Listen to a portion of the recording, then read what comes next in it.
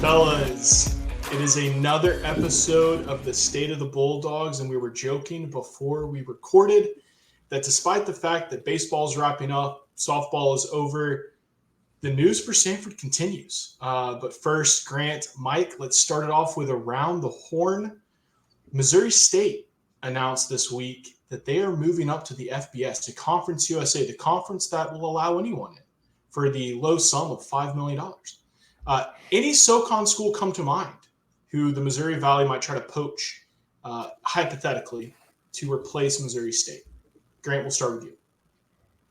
That's exactly what I was going to say. A couple of years or before last year, the fee to move up to an FBS program was $5,000. Now, as you mentioned, it's $5 million.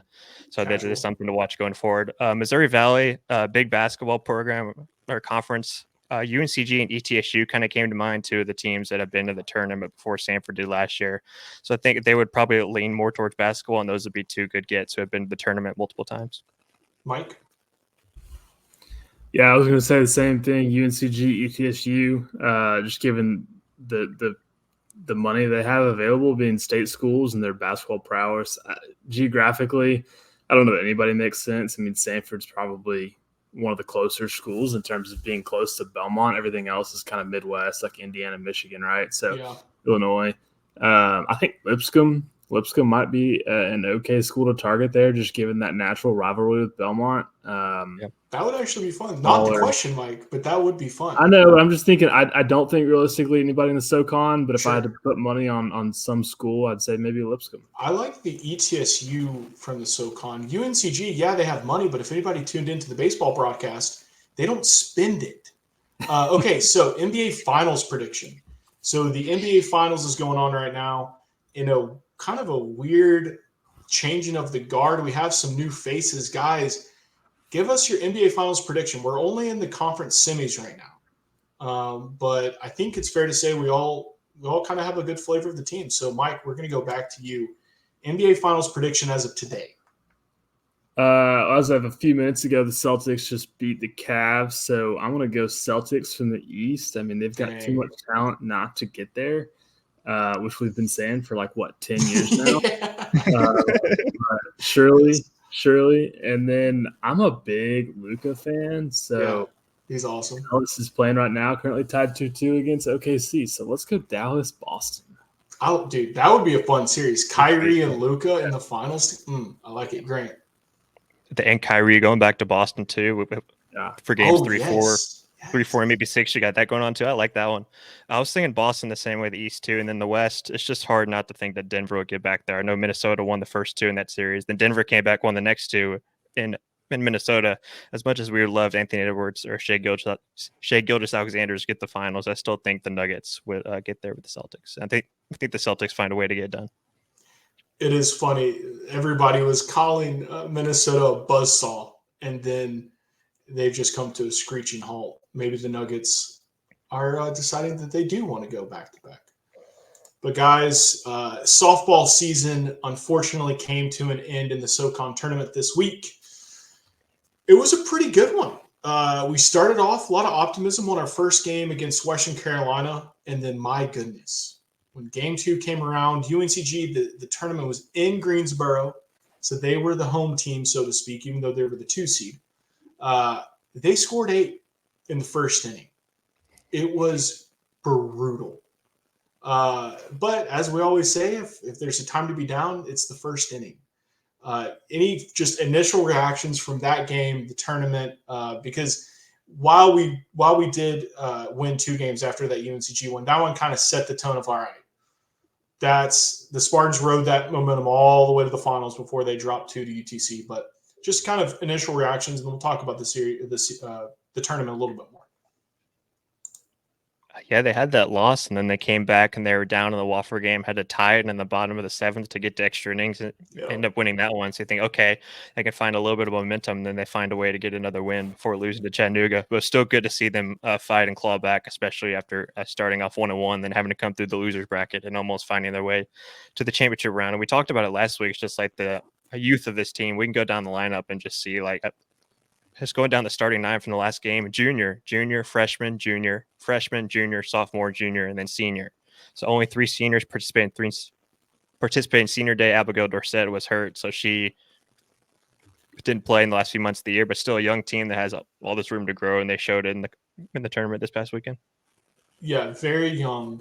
And, I mean, they started off so poorly. They grew into what hopefully will be how they start off next year, because we basically return all the main contributors. And then most importantly, Mac is going to be back. And then as well as Jordan Partain, who, while she did get, roughed up a few times in the SoCon tournament, she rallied several times, right? And then over the course of the season was nails. So she just needs to find a little more consistency, because my goodness, if she can do that and you have Mac, you have a two pitchers who could fight for pitcher of the year in the SoCon, and we would cruise. So that's definitely a lot to look forward to. And then in the tournament itself, right? Like Katie Campbell hit a bomb, true freshman. We've talked about her a little bit, but that was one particular bat that's going to be back. Hopefully, it'll be interesting. We don't know what the portal situation might entail for softball. Softball is growing in notoriety across the country, and maybe some NIL dollars start finding their way to programs outside of the Texases, Oklahomas, Tennessees, what have yous. And maybe the SoCon becomes another poaching ground for a larger conference. But we'll see. For now, we'll remain optimistic. But yeah, as you said, Grant, it was awesome to watch the walk-off against Wofford. And we eliminated Western. That always feels good. But in that go ahead. Sorry, Sam being optimistic about softball. Wow, what a change this has been from the last 3 weeks, huh? We've come full circle. All right, we've come full circle. Because we had the same optimism last year. We ended in this very similar way. We made a little run in the SoCon tournament and felt good about how we were going to come into this year, and then just crap the bed. That hype post game speech from Coach to end the SoCon tournament. We thought we were going to come run the league this year. Yeah, that didn't happen. But hey, here we go. We're jumping on the optimism bandwagon again, Grant. We're going to come into next year hot, but we'll see. The program is alive. Let's leave that there. The program is alive. Greensboro was just not very kind to Samford sports this weekend. Not only did our softball season come to an end, but our baseball team dropped a heartbreaker series to UNCG, who still, as of this moment, remains in second to Samford in the SoCon standings, because their conference season is done and they have one more loss than we do. But we're tied at 13 wins. But first, guys, let's talk about the series itself. As we joked about at first, you couldn't even watch game one. You tune in, you're like, all right, where are the Dogs and the Spartans, 1v2 in the SoCon, no broadcast.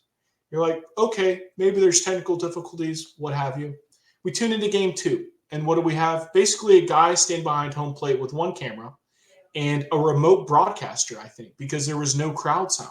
It was just him talking basically play-by-play with a little bit of color, but not really.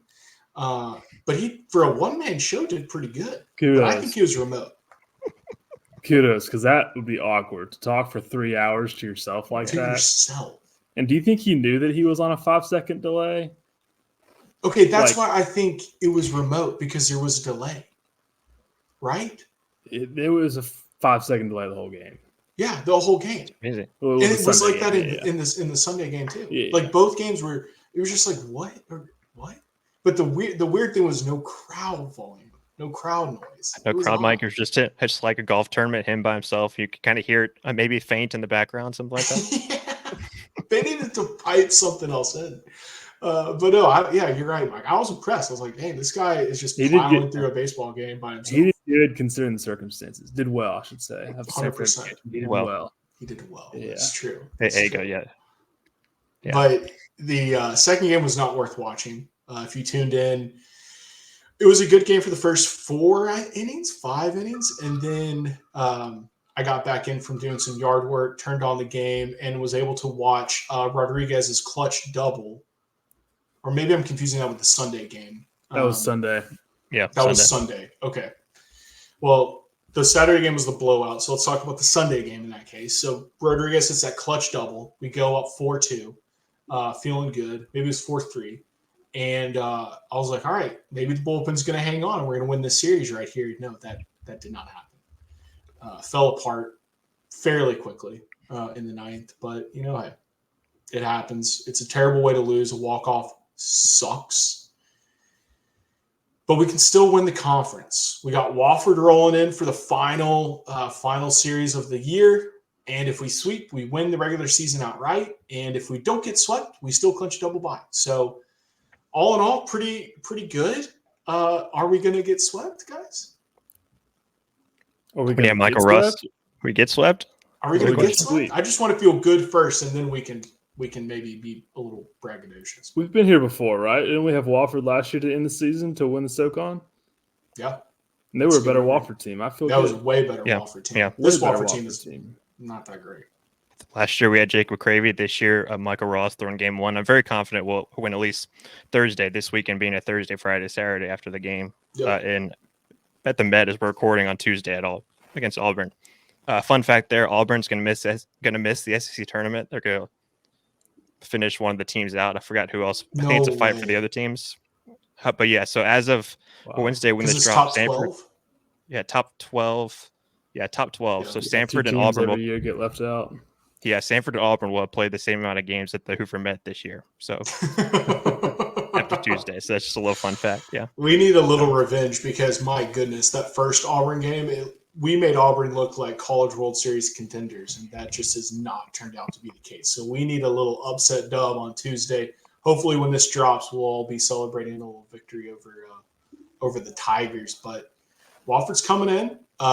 They're up and down this year. They're coming off a series win against UTSU and then lost the series 1-2 against Western conference-wise. There was a non-con in between, but certainly not the Wofford that we're used to in terms of dominating. I mean, they still are putting up runs because that's just what they do. But last year, as y'all said, the pitching they had some elite pitching that we just don't have to face this year. So hopefully we win the series 2-1. It would be awesome to sweep. I think that's going to come down to our pitching.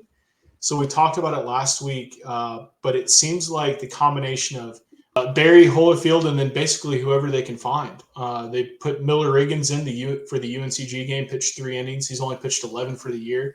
And then Carson Lohr continues to be the go-to guy late. And even he's struggled. I mean, he was the one that gave up the walk-off in the end. But when he's on, he really is unhittable. So he's still our best bet there at the end of the game. But it is concerning, right? Like Brooks Rice needs to come back. Michael Ross will continue to dominate, but we really need Brooks to come back. If not for the Wofford series, certainly for the SoCon, because this is a very competitive league this year. Yeah. It's usually competitive from, I don't know, the top 3 schools, but I mean, you go all the way down, it's kind of cut in half. Wofford and up. Wofford, Western, ETSU, UNCG, and Samford are all good enough to win, right? They're especially in a format like the SoCon or really any college baseball conference tournament where there are no series, right? It's double elimination, but there are no series. So it'll be interesting. Who knows what to expect too? Because last year we had to remember Sunday win 3 games in one day. Best day in Samford history. Forgot about that. Insane. Starting at 7 a.m. Central Time, playing 3 in one day. Insane how that went through a whole bag of Wayne coffee, basically. It's like just plowing. Oh man, that was a great memory. Great memory. So we got Wofford coming in. We have to win 1 to clinch the double bye. Hopefully we get the sweep. But let's go on to basketball, boys. The portal never stops. It never sleeps. No, it not never at all. sleeps. Grant, tell us. Big news. Last week we talked about the bad news, and then we mixed in Wagner guard Julian Brown. Well, this week Samford decided, hey, here's some more good news. Let's add a couple of guys. So here, this past week on Saturday, we added Mississippi State transfer guard Trey Fort, 6'4" guard, shot 38% from the field last season, 35% from 3. Scored 21 points against Arizona State, and then also had 13 points at Kentucky. So he's a guy that can come off the bench and score, and did a lot for Mississippi State. Did have, I want to say, a thumb injury, which kind of he missed some time and never really found his way back in the rotation after that. But he did start the first 7 games for State, and he'll have 1 year remaining. One little fun fact, or depending on how you look at it, I like fun facts. Samford will be his 5th school that he's played for.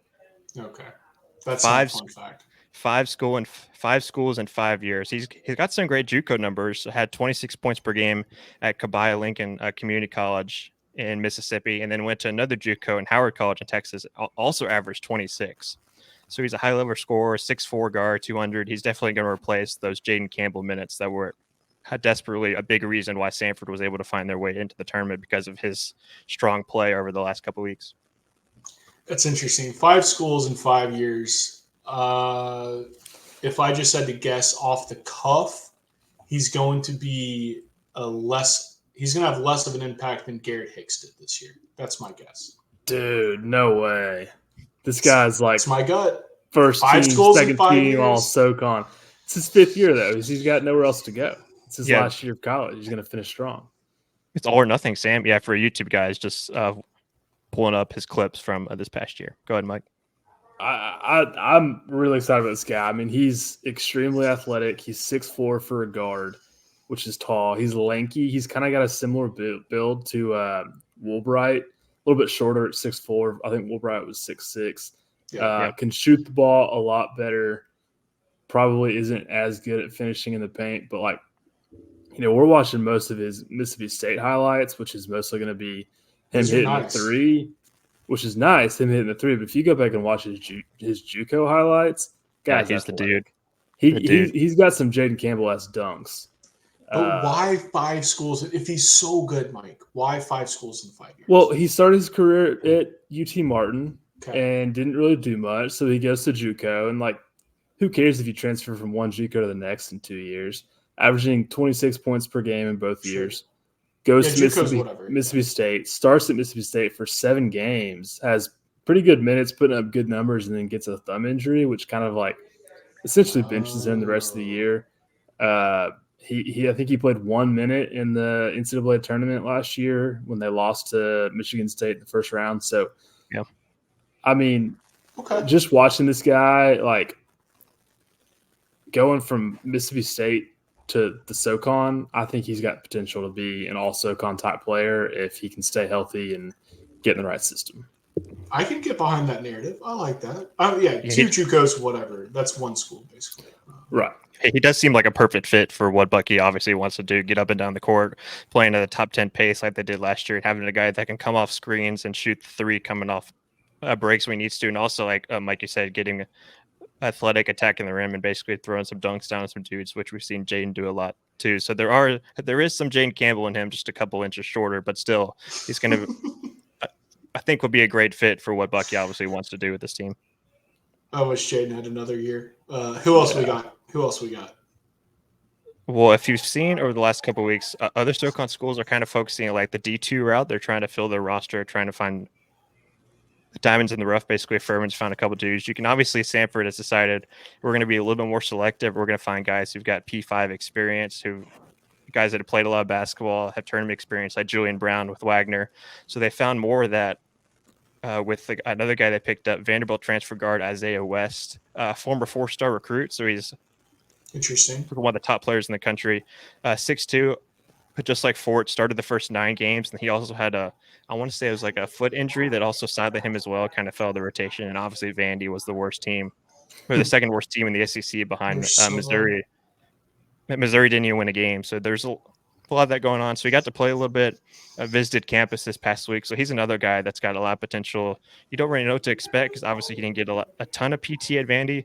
But one exciting thing about him, whether Ford has 1 year left to play, was on his 5th school. West is coming to his 2nd school. He's got 3 years of eligibility remaining too. So that's obviously a major plus compared to the guys that Samford has brought in so far. I think all of my pessimism from softball has gone over to basketball. So, yes, it's only a 2nd school, but if you just told me that he didn't play on the worst team, 2nd worst team in the SEC, is he really that good? Yes. Sam, yes. Come on, my man. I'm sorry. These questions are just coming to mind. It's I hear 5 schools, 5 years, not good. I hear only second school, but didn't play on the second worst team in the SEC. Not ideal, but I hear you. 4-star recruit, I like that. There's potential. This guy kind of reminds me of Bubba Parham a little bit. I think he's going to play a great 2-spot with Holloway at the 1, Josh Holloway, that is. I don't think this guy's going to start. I think he's going to come off the bench. Okay. Especially, as we find out more about our roster. But sure, I think he might be, first guy off the bench. Could, by the end of the season, very well be a starter. I don't know. I could see him taking over for Brown. But I think he's just not quite polished enough yet. I only have 1 year in college, but he was the number 1 high school player out of the state of Tennessee last year, which isn't saying much. It's Tennessee, and Tennessee basketball is really like a step above Bama, and that's about it. Yeah. It's football state. Yeah, barely. That's barely. A few steps below Bama in that respect. But it looks like just from social media activity, he's got a previous relationships with Lucas Walls and Josh Holloway too. That's obviously a major plus coming in to a new school. Some guys you know already, some guys you're really familiar with, playing in the same state, obviously. So that is a big plus for him. He's not coming in blind like maybe some other guys are. So yeah. So let's continue the portal. So I'd like where we're going here, but the problem is Adult Cuddy hooked us up with a nice question. And so I want to and D35, but I want to get back to the portal conversation with those two questions when we get there in a minute. But any other roster updates before we move on to a few other things? As of now, Samford has 3 scholarships remaining, and who knows, maybe if we get news of a Ryland Jones waiver, potentially, who knows when that comes. Obviously, the NCAA is obviously, you never know what's going to come from that. So if you add him, you can replace Josh Holloway in the starting lineup and put Ryland in there. So that would be obviously huge to have a guy who's played a ton of basketball and obviously was a big key for Samford down the stretch, starting pretty much every game except the first was put that graphic down. We're saving that graphic for the question because you have 2 guys on there. Oh, sorry. Go ahead. Yeah. So yeah, you talk about how there's a lineup with Holloway at the 1 and then Ryan at the 1, which we'll get into, which obviously, but yeah. I guess we could just move those 2 questions up if we want to. It's a free country, right? Well, and then there's the Achor question too. Does he come back? What school does he go to? I know he visited Auburn, might be visiting Kansas State. There's just some transcript issues with Auburn. That's why he didn't go to Auburn. So there's just some things that Kansas State is working out. So hasn't been confirmed if he's visiting or not. I don't know if I think they're looking into that. So look at Kansas State as the next school that Achor might be linked to. Who knows when this entire thing will be resolved, but that's just something to watch out going forward. Interesting. I was talking shop with my buddy Josh, who I've mentioned on here a bunch, big Samford fan. He made a great point. What did you know who Ryland is best friends with? Achor. Interesting. If so Ryland's going back, to Kansas State. All right, Sam. I'm done with you. I'm just kidding.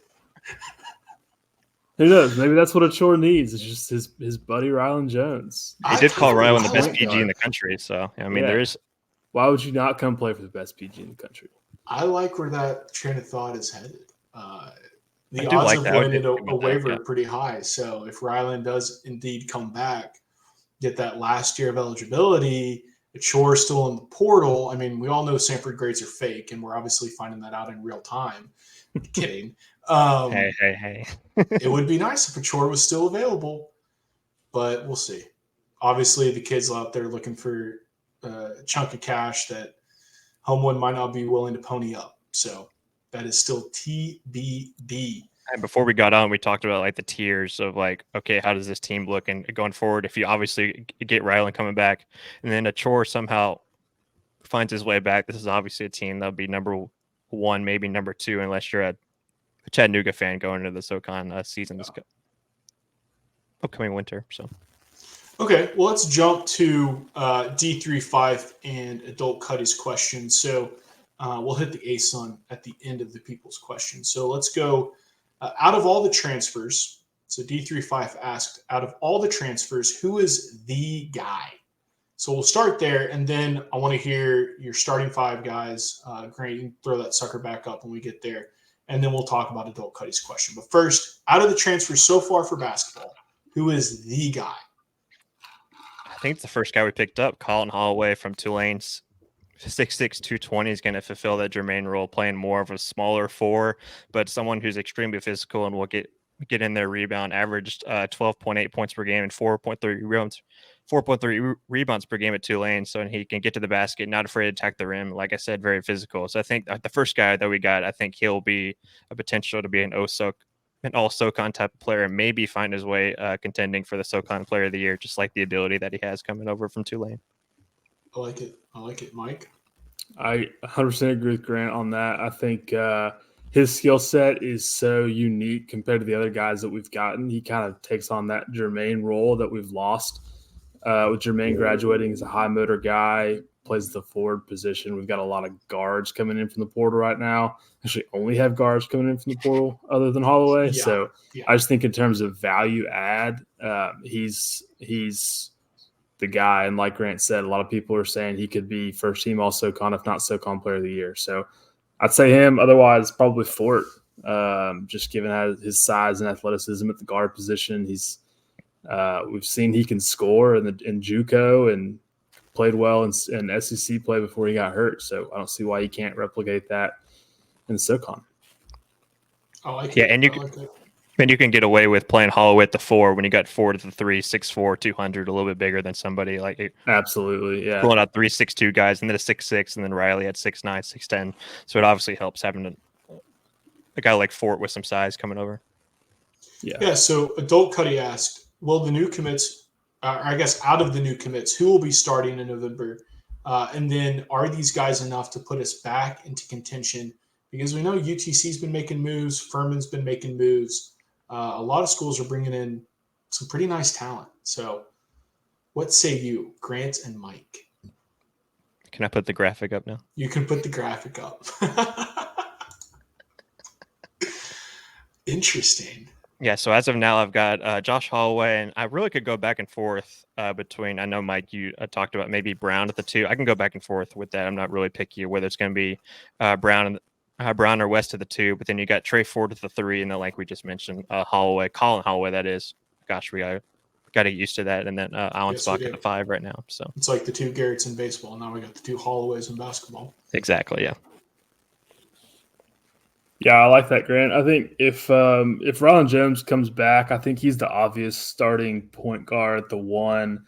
That's a tough spot for Josh Holloway because I don't think Josh Holloway shoots well enough to play at the 2, and he's such a pure ball handler that he's really best set at the 1 position. So that's tough because Josh Holloway is so good, and we saw sparks of greatness in his freshman season at Samford. So I'd say if Rylan Jones comes back, I'd put him in the starting lineup and then probably keep everything the same, like you have it there. Maybe put the Wagner guy in for Isaiah West, just because Isaiah West only has that 1 year of experience at Vandy. Otherwise, there's so many different options, and it's buckyball, so we're going to rotate guys out like a hockey game. That, and I could see a closing lineup too. You throw Holloway at the 2, maybe, and Rylan just to have a little more athleticism. You even saw a little bit in the Kansas game. It looked like Josh, like pretty much like belonged athletically. Like he looked like he was one of the athletes out there that Kansas maybe had. So I think that is something looking forward to. Rylan would start, Josh come off the bench, then maybe like we saw a lot of at Dallas starting and Dallas not being in the closing 5. Maybe Josh can find his way into some big spots down the stretch in that closing 5. Josh did y'all see the post that he posted on Instagram today? Just like a hype video of him going to it's like a rec center, like a local high school, just playing pickup ball, and I don't know, got me hype. I like that. Yeah. Oh man. Pickup ball, get the shooting gun out. It's like, I'll just do both of those things all summer. Yeah, just keep doing that. There you go. Yeah. Can't say I've ever been excited for Samford basketball in May, but here we are. It'd be even better if Achor was going to come back, but we'll see. Guys, anything else before we move on to some of the other questions? Got to get another big man. Yeah. Yeah, they'll be the next 6'8" or bigger. Yeah, that's kind of the next spot. I mean, everybody's looking for that, right? So it's just a matter of finding the right guy. Obviously, maybe someone falls into your lap. The way we see these P5 teams kind of finding, it's just a trickle down effect finding a guy. So that'll be the next spot with that. So that will leave you 2 spots. And then Ryland would fill the other spot and if his waivers approved. So then you have 1 spot to kind of play around and find another guy. But yeah, another big man. Yeah, what's sorry, the freshman's name? Who's coming in from Caleb Harrison? Yeah, Caleb Harrison, 6'9". Zion Wilburn's 6'5". Another guy like Fort can play the 3 just because how tall he is. 6'5" doesn't count, but yeah, 6'9". Caleb Harrison's 205, so 6'9", 205. He's a string bean. We need somebody that's got some size that won't get pushed around down low. At this point, I don't even care if he can score. Just give us a body that can give Riley Allensbach some breaks, get some rebounds, draw some fouls. Who's the Wofford guy? The Wofford, the white dude who wasn't that good. Was he Australian? Filowich? We just need to find one of those guys. Filowich. Surely it's not that hard. Yeah. Sure. Hey, Mike, you say any big man, just someone a little bit more athletic than Zach Loveday, for instance, but somebody not like that. Hey, shots fired. Catching strays, the guy in the portal. Yeah, whatever.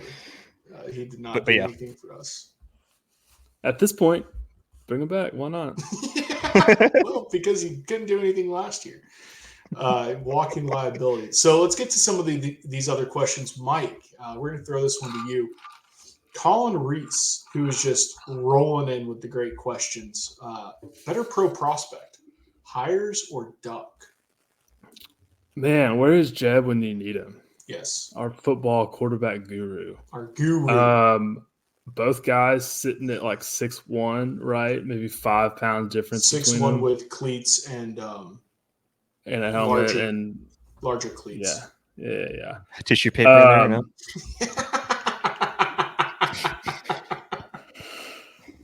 Tissue paper. I mean, can they see the offensive line in the NFL? That's probably the big question. Dude, when that Bryce Young practice video was released, the helmet cam, it's like, or maybe it was Tua. I think it was Bryce Young. Is he just like throwing blind? Just trusting his how do you see anything? Yeah. It's like you see a glimpse of like a safety, you see a glimpse of a corner, and it's like, okay, I get why the pre-snap read is important because they can't see anything once the ball is snapped. But yeah, keep going. Sorry. Anyways, no, I mean, I think physically they both kind of set up the same. I would say that Hires maybe a little bit more accurate. In college, Duck a little bit more physical. Maybe had maybe 300 rushing yards this senior year versus like 50 for Hires or something like that. So if you care about that kind of thing, not like it makes a difference. Yeah. I don't know. Another one would be considered mobile. Yeah. But Duck's a little bit more mobile. A little bit more mobile, yes. Yeah. The fact that Duck actually started a couple games in the NFL, like, kind of makes me a little bit biased. And I just, for some reason, I feel like Hires has the smallest hands. Like, when you watch him throw football, it just looks like he's going to drop the ball when he's dropping back. So, his ability to hold onto the ball is a big question mark for me. But we'll see. I hope he gets a good shot. I'm going to say Duck. That's fair. It kind of is a toss-up. Duck won the freaking Walter Payton. That's the thing. Like, he was so good. Like, not that Hires wasn't good in college, but he had that one good year at Samford. He almost won it. Yeah, he almost won it that year. Like, almost won it if it weren't for that one guy from Incarnate Word, right? Yes. So good. God, I'm blanking on his name. I don't think of that guy's name. He was a beast. Yes. Yeah. Good. Was it Cam Ward? Yes. Was it Cam Ward? Oh, actually. I don't think it was. I got That's right. He started there, but that was Cam Ward S. Cam Ward was after Duck too. That's my bad. But yeah, I mean, Duck was so good for so many years. Hires had a great junior year and then regressed a little bit. His senior year maybe had some injury problems to add to. I mean, Duck's offenses were better. So he had more. Like Hires' offensive talent was great. Obviously, we had professional football players, but Hires had a little more NFL look worthy receivers than Hires did. Did I just say that right now? Duck had more NFL-esque receivers than Hires. Yeah, that's fair. Which can't be ignored. But you also have to Duck went into Mississippi State. Duck went into Tallahassee and freaking Florida State, right? almost won both of those games. I don't know if Hires like that X factor intangible, right? You got to give it to Duck over Hires. Not that Hires lacks it per se, because he did lead us to our most successful football season in school history. So there's that.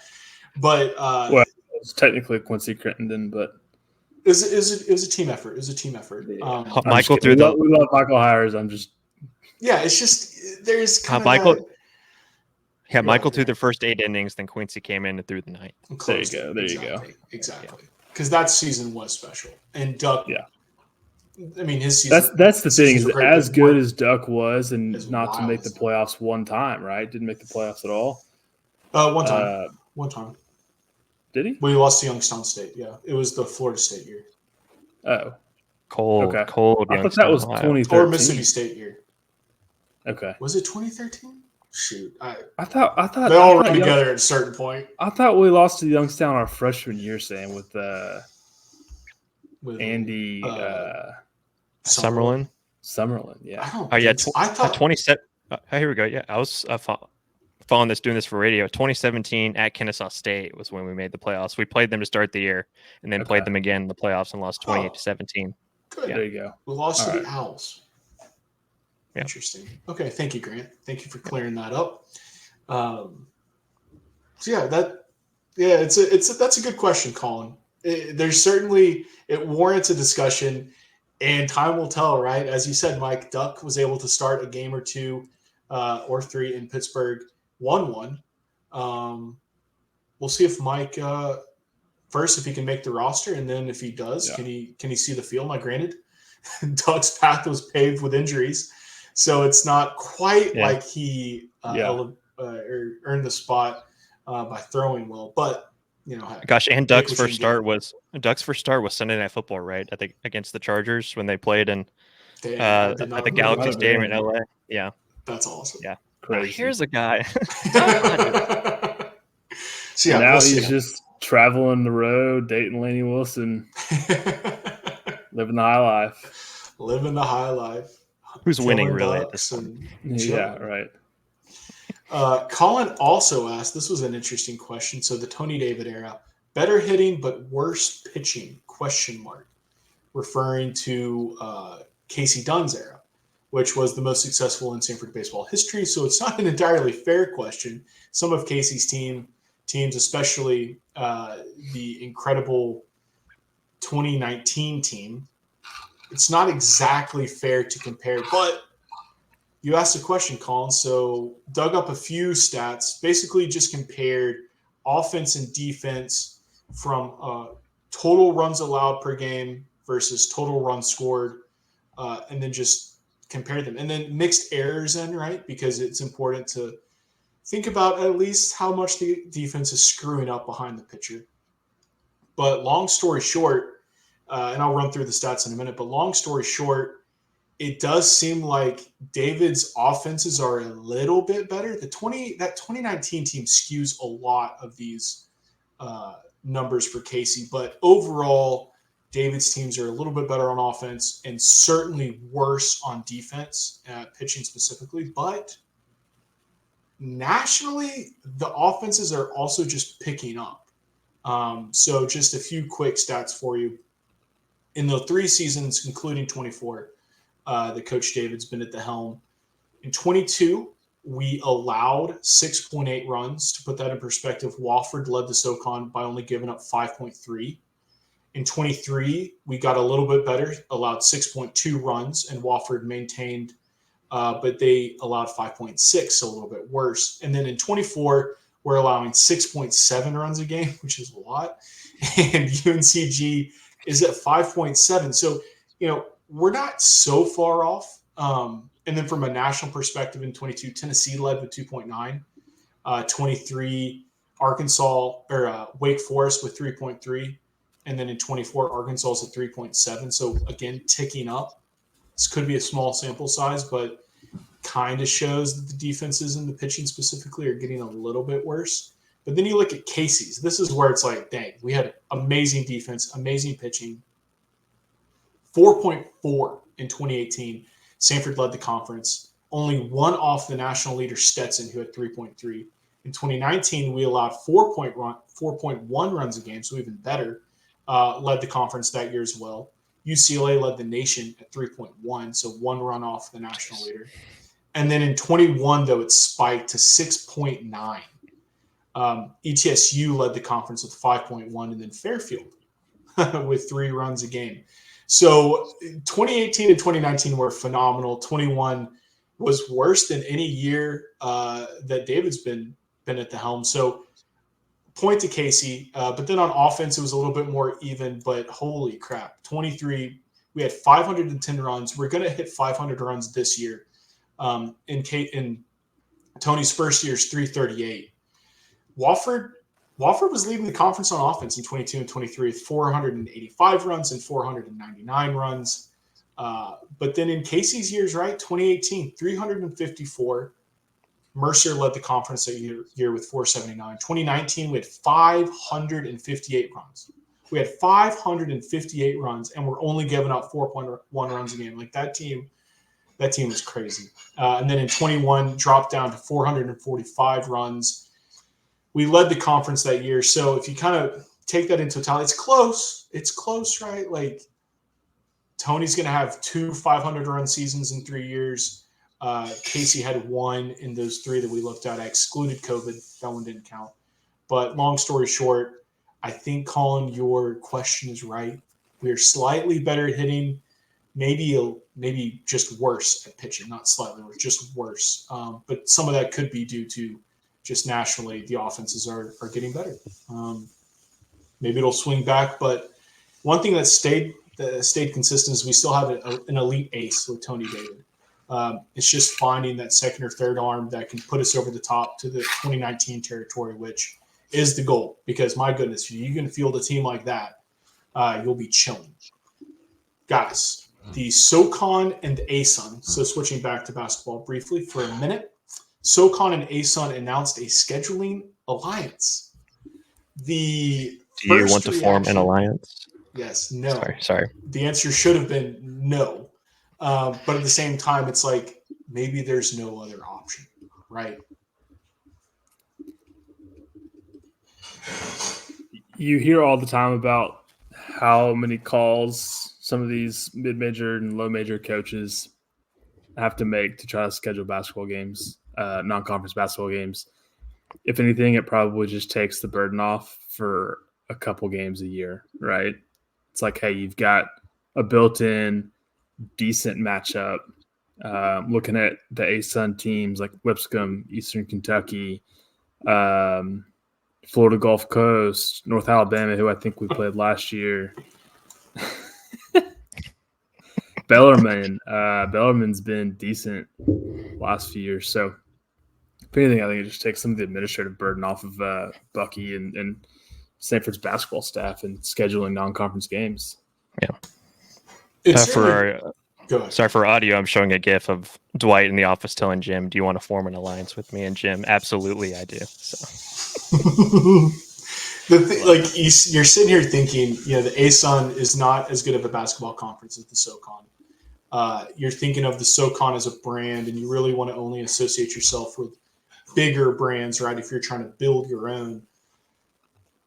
But then the other conferences above you are also saying that same thing. So yeah.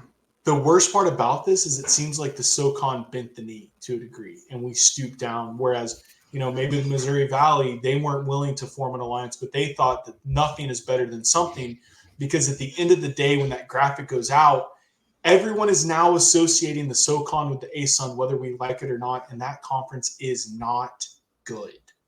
It is not good. Last year, the SoCon finished as the 12th best league in America, according to KenPom. The ASUN was 26th, so just a little bit of difference between the two.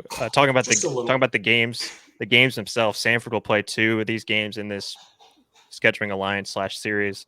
They're going to play at North Alabama for opening week. Don't have a certain date on that, just sometime in the opening week. Probably at that Thursday, I assume they would have a big game for the season opener, and then they would host Austin P sometime in December. So a couple games, they're hosting Austin P, and then first week you're going to be at North Alabama. So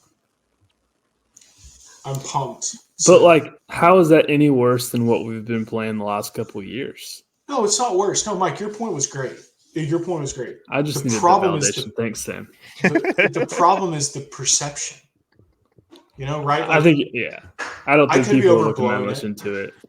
It's not like it's SEC Big 12 where you've got this big old like 1 weekend a year SEC Big 12 matchup that you get all this marketing around it and publicity. It's just like, oh, hey, we like happen to play these games every year. I don't think anybody's thinking twice about it. That's fair, but the fact that they had to think about it is already just a point lost. Okay. It's just you only have so many opportunities as a smaller conference to make your mark, right? Like Furman beating Virginia, no matter how much we hated that, was good for the SoCon. Samford coming back down 20 against Kansas was good for the SoCon. The SoCon scheduling with the ASUN is not good for the SoCon. It just, as y'all said, alleviates a slight administrative burden. That's it. Fills 1 or 2 games on the schedule that we could but what if it's filling the games that we would otherwise be playing against Tennessee's Southeastern? Let me pose it this way. Mike. The SoCon could have made an under-the-table agreement with the ASUN. The ASUN is the one who wanted this graphic, not the SoCon. I see what you're saying. It's all about the publicity for you. Optics. It's optics. It's all optics. Everything is politics. All right, let's get to the state of the dogs, unless you have anything else to add here. Queens has to go to VMI, so just tough for them pointing that out. Are we starting the season off at Houston this year? Did y'all see that? That rumor? I saw some rumblings of that. And Jeb was like, Houston who? Yeah. It's just unbelievable. Just a great reply. That would be something else. Would be pretty sweet if they go get a bye game at Houston if that turned out to be the case. Obviously, just what we've read behind the scenes, not knowing anything about it. But dude, I'm there. I actually heard that we can't play Houston because we've got that ASUN game locked in.